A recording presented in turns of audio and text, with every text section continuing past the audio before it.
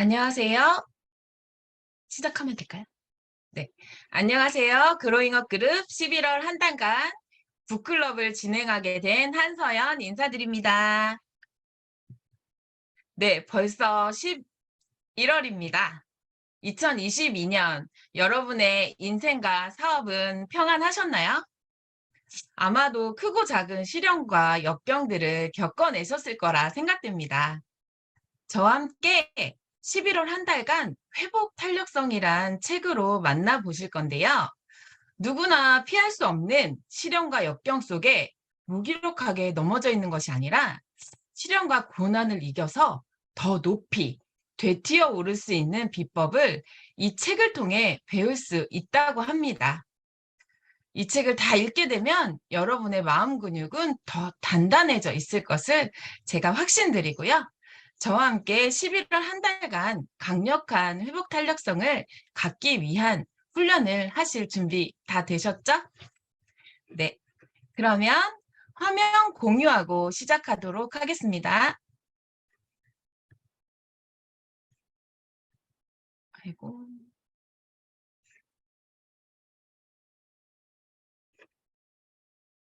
네. 이 책은 역경을 통해 성장하는 사람들의 비밀에 관한 책이에요. 가장 과학적이고 체계적인 안내서입니다. 이 책을 지으신 분은요, 한국 분이에요. 저는 외국 사람인 줄 알았는데 한국 분이라 더 반가웠는데요. 연세대학교 언론홍보영상학부 교수로 재직 중이시고요.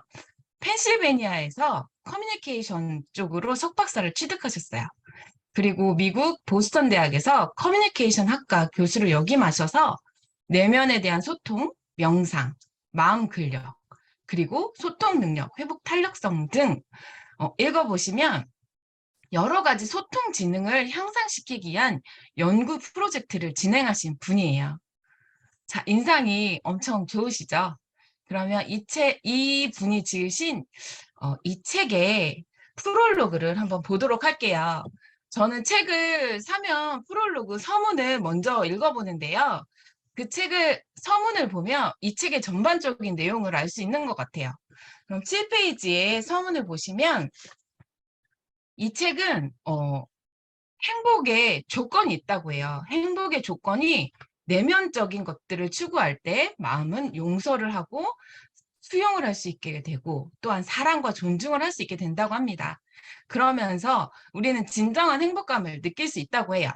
그 진정한 행복감을 통해서 긍정적 정서를 갖게 되고 긍정적 정서는 소통 능력을 향상시킨다고 합니다.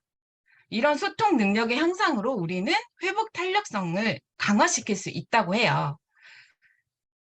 반면에 행복의 조건이 외면적일 경우 돈이나 명예, 그리고 평판, 지위, 성공이나 외모에 행복의 조건을 두었을 때 이 조건들을 만족시키지 못하거나 상실하게 되었을 때 우리는 두려움을 갖게 된다고 합니다. 또한 두려움은 좌절감을 불러일으키고 좌절하다 보면 마음에 막 화가 나죠. 분노를 일으키면 다시 일어날 수 있는 회복 탄력성은 약해진다고 해요. 이 책의 전반적인 내용이고요. 그러면 저희는 이 목차의 첫 부분, 파트 1, 마음 근력, 회복 탄력성으로 들어가도록 하겠습니다. 그러면 우리가 회복 탄력성은 도대체 무엇인지 알아야 되겠죠. 이 책의 21페이지를 보면은 역경을 극복하는 힘이라고 나와 있습니다. 성공은 어려움이나 실패가 없는 상태가 아니라 역경과 시련을 극복해낸 상태를 말해요. 바닥을 쳐본 사람만 높이 날아오를 힘을 갖게 되는 거죠. 이게 바로 회복 탄력성의 비밀입니다. 그러면 성공을 위해서는 반드시 실패가 필요해요. 역경으로 인해 나락으로 떨어졌다가도 강한 회복 탄력성으로 되튀어 오르는 사람들은 대부분 원래 있었던 위치보다 더 높은 곳까지 올라간다고 합니다. 그러나 회복 탄력성을 다 발휘할 수 있는 게 아니에요. 강하게 되튀어오른 사람이 있는가 하면 유리공처럼 바닥에 산산조각 나서 부서져 버린 사람도 있어요. 통계적으로 고무공보다 유리공의 비율이 2배 이상 많다고 해요. 그래서 심리학자들이 이 마음의 힘은 일종의 근육과 같아서 견뎌낼 수 있는 무게가 있대요. 어, 우리가 정말 집중해야 될 부분은 이게 근육과 같다고 하잖아요. 그래서 근육은 더 키울 수 있죠. 그것처럼 훈련에 의해서 얼마든지 키울 수 있다고 합니다. 우리는 이 책을 강한 회복 탄력성을 발휘시키기 위한 마음 근육 키우기 지침서로 보시면 돼요. 회복 탄력성은 꼭 커다란 역경을 이겨내기 위한 게 아니에요. 일상 속 수많은 스트레스와 인생의 고민과 인간관계에서의 갈등을 자연스럽게 이겨내기 위한 힘입니다. 자, 역경을 겪으신 분들이 되튀어 오르는 회복 탄력성을 가지셨다고 말하고 있는데요. 그러면 우리가 역경에 대처하셨던 분들에 대해서 한번 보도록 할게요. 이 책에서 25페이지를 보면 서울대 이상묵 교수의 경우를 들고 있어요. 이분 보시면 아시겠지만 45세 되던 여름 미국 땅에서 차량이 전복되는 사고를 당하게 되십니다. 눈만 깜빡이는 전신마비 상태가 되셨어요. 이분은 바로 현실을 냉정하게 파악하고 있는 그대로 받아들이게 됩니다. 전신마비를 받아들이기는 쉽지 않으실 거예요. 그리고 받아들이고 나서 6개월 만에 일상에 복귀를 하시고 휠체어에 몸을 실은 채 학교로 복귀를 합니다. 그리고 나서 역경 속에서 재활 경험과 긍정적 인생관을 책에 담아 출간을 하시고요. 한국의 스티븐 호킹에 비유되며 일대기를 다큐멘터리로 제작도 하셨습니다. 보조재활공학센터를 만들어서 장애인을 위한 기술 개발을 시작해서 장애인 편견은 없었는데 앞장서셨고요. 또한 사고 후에는 중증 장애인용 IPTV까지 개발하신 분이에요. 이분은 이런 어려움 속에서도 뭐라고 고백을 하고 계시냐면 일밖에 모르던 내가 사고 후에 오히려 희망이 무엇인지 알게 되었다. 나는 행운하다. 할 수 없는 일에 매달리고 집착하기보다는 할 수 있는 일에 집중하는 것이 더욱 중요하다. 역경도 극복만 할 수 있다면 좋은 것이다라고 말씀하고 계십니다. 또한 이렇게 역경에 대해서 강하게 회복 탄력성을 가지신 다른 분을 또 소개해 보도록 할게요. 34페이지에 보면 에이미 멀린스라는 분을 만나보게 되실 겁니다.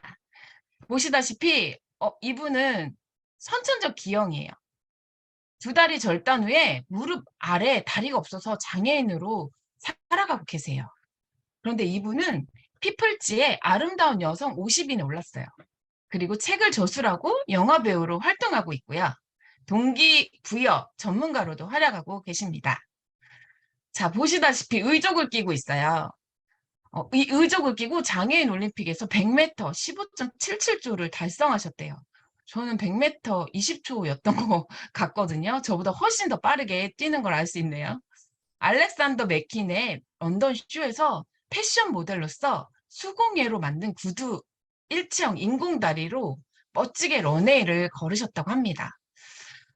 자신의 다리가 불가능을 가능하게 하는 놀라운 힘을 주었다고 고백하고 있어요. 한 일화가 있는데요. 서서 하는 스탠딩 파티에서 멀린스가 친구를 만났어요. 친구가 키가 커진 멀린스를 보고 어머 이렇게 키가 큰 줄 몰랐네 하고 이야기를 하자 멀린스는 오늘 조금 긴 다리를 착용하고 왔을 뿐이야 라고 이야기를 했고 친구는 it's unfair 하면서 너무 불공평한 일이라고 친구가 엄청 부러워했다고 합니다.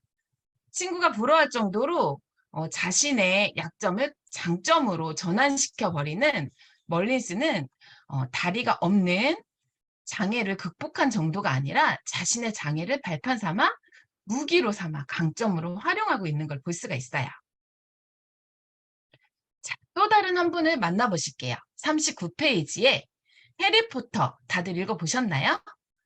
해리포터의 저자 조앤 롤링의 경우에는 20대 초반에 영국에서 포르투갈로 이사를 가서 결혼을 했다고 해요. 근데 딸이 2살이 되던 때 결혼을 남편과 헤어지게 되고 무일푼으로 영국에 정부 보조금으로 먹고 사는 신세가 되었다고 합니다.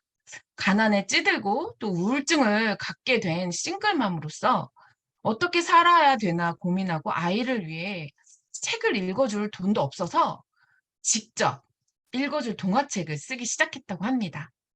그래서 탄생한 게 해리포터 시리즈예요. 이분은 영국 여왕보다 더 큰 부자라고 합니다. 그래서 포브스 선정 세계 500대 부자에 등급이 되어 있다고 합니다. 이분은 또 어떻게 고백하고 있냐면 제가 가장 두려워했던 실패가 현실로 다가오자 오히려 저는 자유로워질 수 있었습니다. 실패했지만 저는 살아있었고 사랑하는 딸이 있었고 낡은 타자기 한 대와 엄청난 아이디어가 있었죠. 밑바닥이 새로 세울 수 있는 단단한 기반이 되어준 것입니다. 라고 고백하고 있습니다. 자, 우리가 이분들을 만났는데요. 이분들을 통해 주목해야 될 점이 있습니다.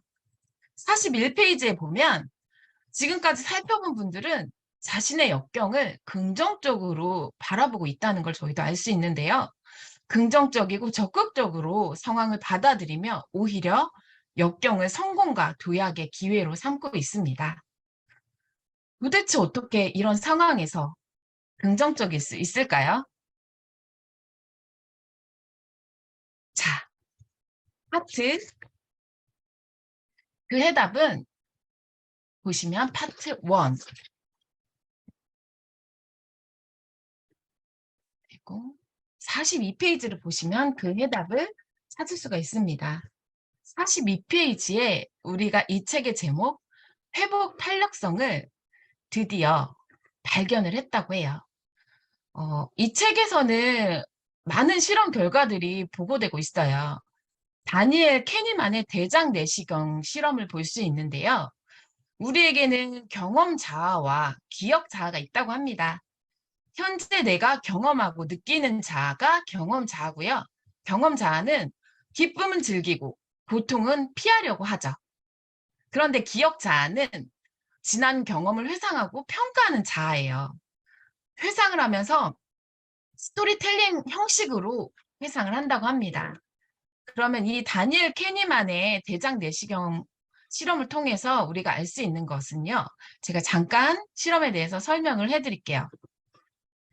환자 A그룹과 환자 B그룹이 있습니다. A그룹은 대장 내시경 검사를 막 했어요. 10분. 이 X축은 10분 정도, 8분 정도 이제 대장 내시경 검사를 했고 Y축은 고통의 강도예요. 8분 동안 엄청난 고통을 느꼈죠. 그리고 환자 B그룹이 있습니다. 검사 끝난 후에도 이 B그룹은 검사를 한 8분 정도 하고 끝난 후에도 한동안 대장 내시경 장치를 제거하지 않고 그대로 놔두었습니다. 놔두었을 때 한 검사 시간 한 총 24분 정도 되는 걸로 이야기가 되고 있습니다. 그렇다면 우리 경험자의 입장에서 봤을 때는 환자 A와 B를 비교했을 때 고통의 시간이 B가 훨씬 더 많겠죠. 8분 플러스 제거하지 않은 시간만큼의 추가 고통이 있었을 텐데요. 그 이후에 대장 내시경 이후에 다시 검사를 받아볼 의향이 있는지를 조사를 했는데 환자 A그룹의 검사 시간이 훨씬 낮았음에도 불구하고 재검 의향은 낮았고 환자 B그룹은 더 많은 고통을 느꼈음에도 불구하고 네, 다시 검사를 해보겠다고 했어요. 그걸 통해서 고통의 순간이 끝났으므로 고통스럽게 기억하는 A그룹과 B그룹은 고통이 점차 감소했기 때문에 덜 고통스럽게 기억한다라는 기억자의 중요함을 알게 되었습니다. 그래서 회복 탄력성은 기억하는 자의 문제임을 이 책에서는 이야기하고 있습니다. 기억자가 자신의 고난과 역경에 대해 긍정적인 의미를 부여하고 긍정적으로 스토리텔링하는 능력을 지닌 그 사람이 바로 회복 탄력성이 높은 사람이라고 이야기하고 있습니다. 또한 다른 연구를 통해서 회복 탄력성에 대해서 이야기하고 있는데요. 이곳은 하와이입니다. 정말 아름답죠? 이 사진만 봐도 너무 아름다운데요. 하와이 군도에 인구 3만 명이 살고 있는 카우아이 섬이에요. 아름다운 폭포 줄기가 계곡 사이사이를 흘러서 신비한 장관을 이루고 있는 열대 정원의 섬이에요. 이곳은 1950년대까지만 해도 지독한 가난과 질병에 시달린 곳이었고요. 주민 대부분이 알코올 중독자, 범죄자, 정신질환자들이었어요. 그런데 이 섬에서 종단 연구를 시작하게 됩니다. 종단 연구란 일생을 두고 연구를 하는 걸 말하고 있는데요.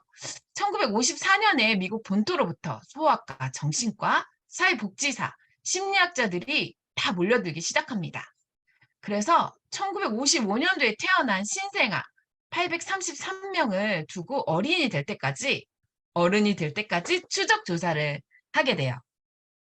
왜 이 섬을 추적 조사하게 되었냐면 이 섬은 절망과 좌절로 가득한 열악한 사회적, 경제적 환경을 조성하고 있었고 인구 유동성이 아주 적었어요.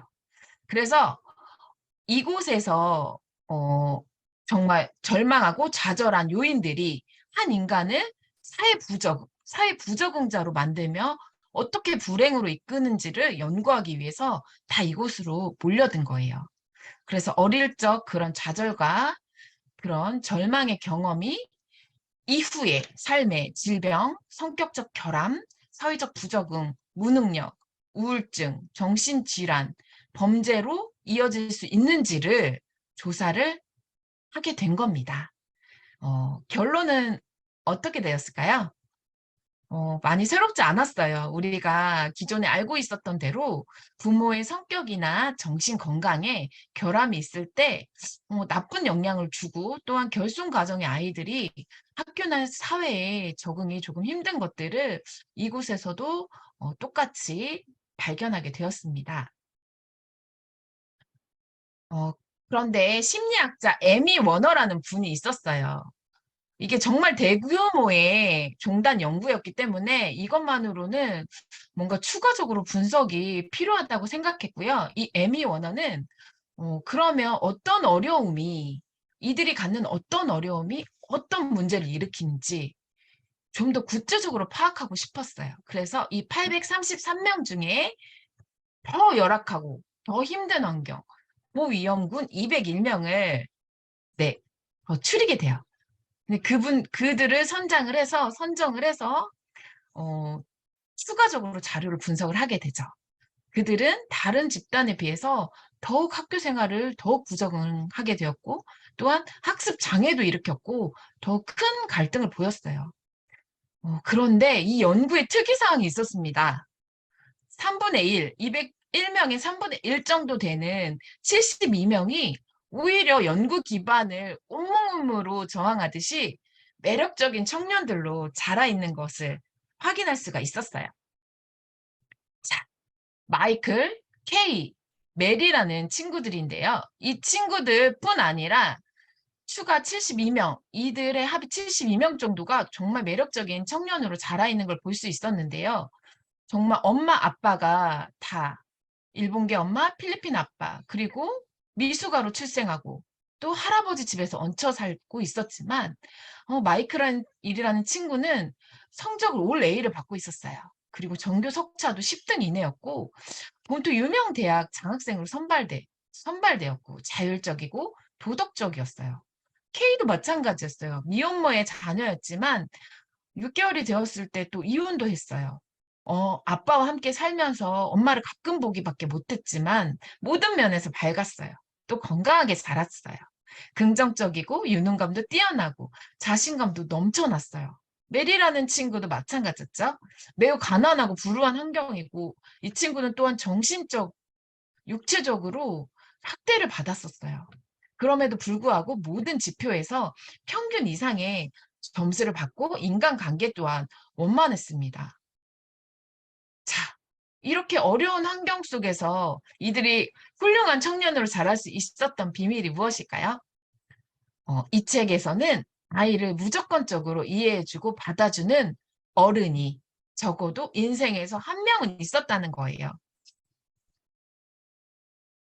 톨스토이는 사람은 결국 사랑을 먹고 산다고 말하고 있습니다. 어른의 무조건 사랑을 바탕으로 아이는 자신을 사랑하고 존중하며 타인을 배려하고 사랑하는 인간관계의 능력을 갖게 된 거죠. 이건 회복 탄력성의 핵심 요인인 인간관계를 발견하게 된 것입니다.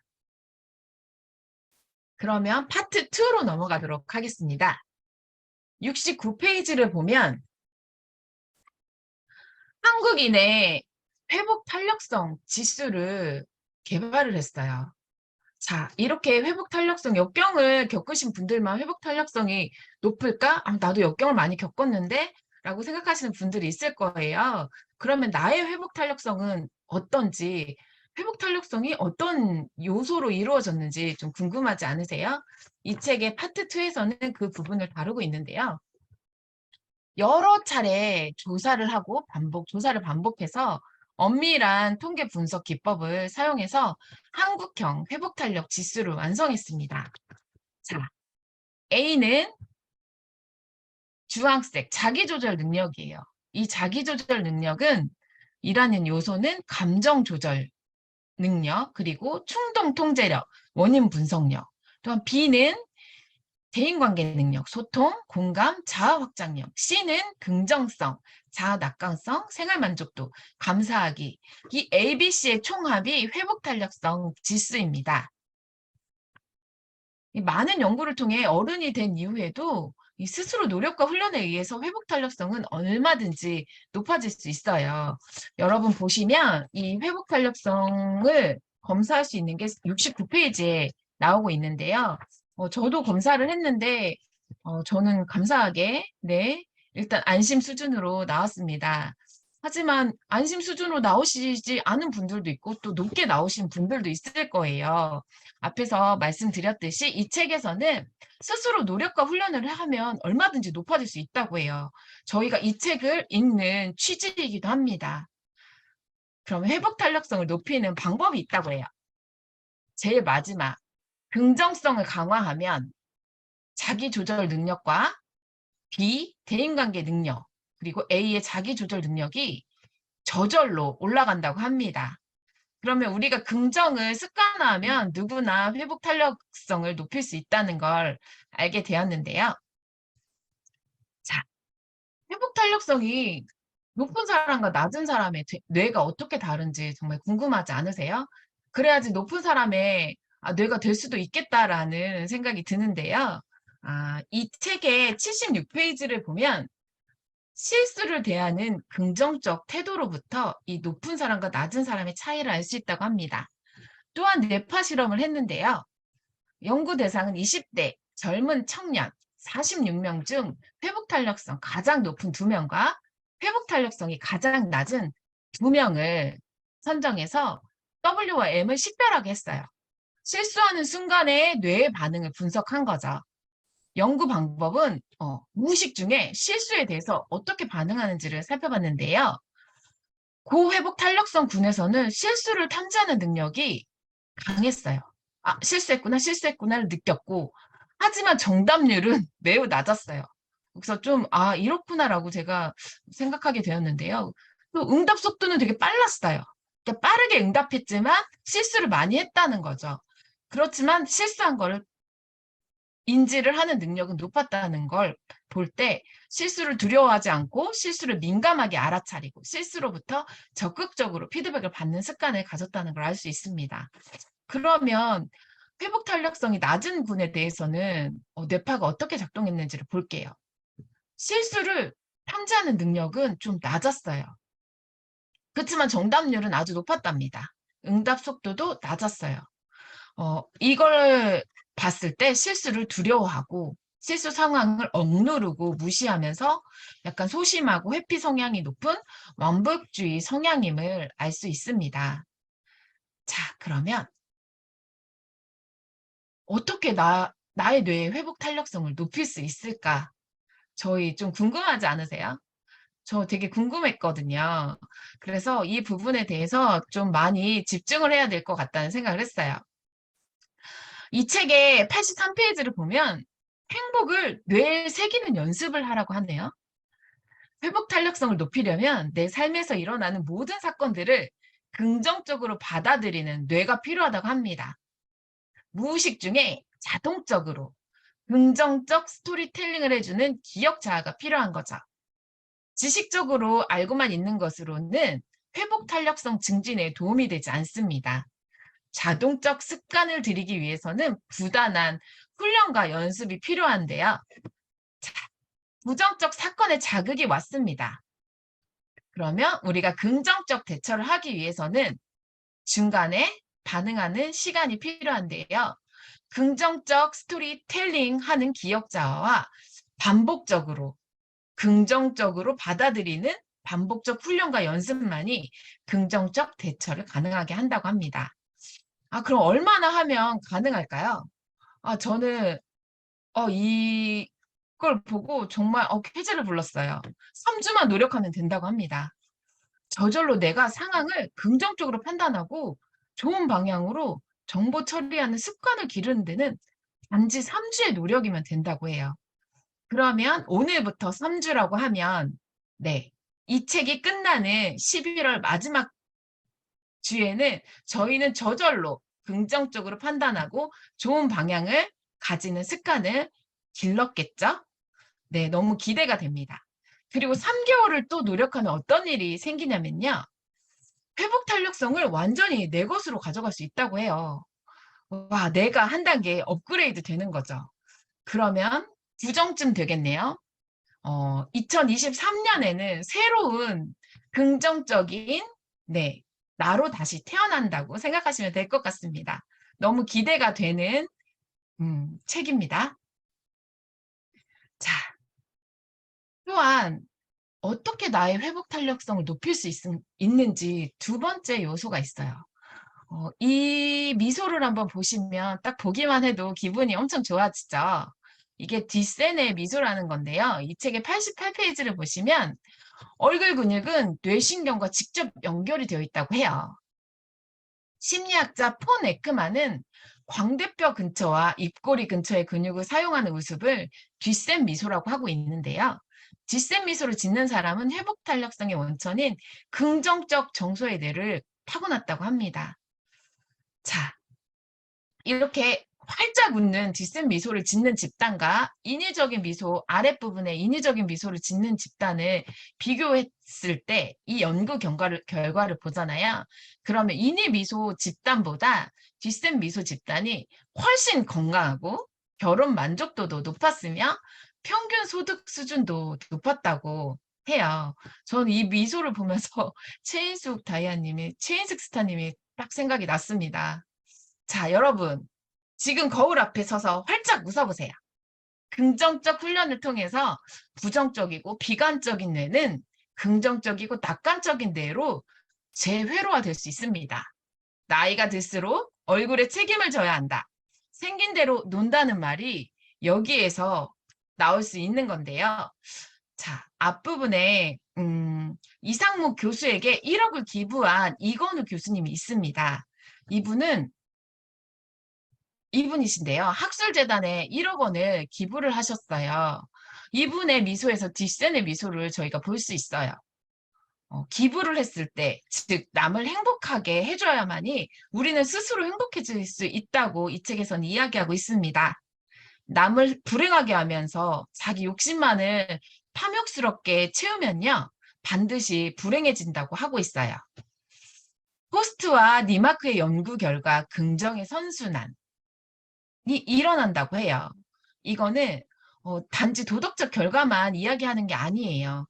이거는 연구 결과에 이렇게 나타난다고 합니다. 긍정적인 사람은 배려하고 돕고 기부하고 봉사하죠. 그러면서 또한 행복해지고 행복해지다 보니까 또 긍정성이 또 올라가게 됩니다. 앞에서 긍정성이 올라가면 강한 회복 탄력성을 갖게 된다고 이야기하고 있죠. 즉, 좋은 사람들에게 좋은 일만 생길 수밖에 없다는 거예요. 자, 1주차 때 저희가 회복 탄력성에 대해서 알아봤고, 회복 탄력성을 높이는 법에 대해서 이 책을 통해서 배우게 되었는데요. 긍정적인 뇌 회로를 계속 재구성해라. 그리고 뒷선에 미소를 지어라. 라는 건데요. 저와 함께 3주 동안, 나머지 3주 동안 이 회복 탄력성을 높일 수 있는 훈련을 해보도록 하겠습니다. 2주차 때는 회복 탄력성의 첫 번째 요소, 자기 조절 능력에 대해서 같이 읽어보는 시간을 가질 거예요. 그럼 같이 책을 읽고 오시면 더욱 좋을 것 같아요. 네, 이상입니다.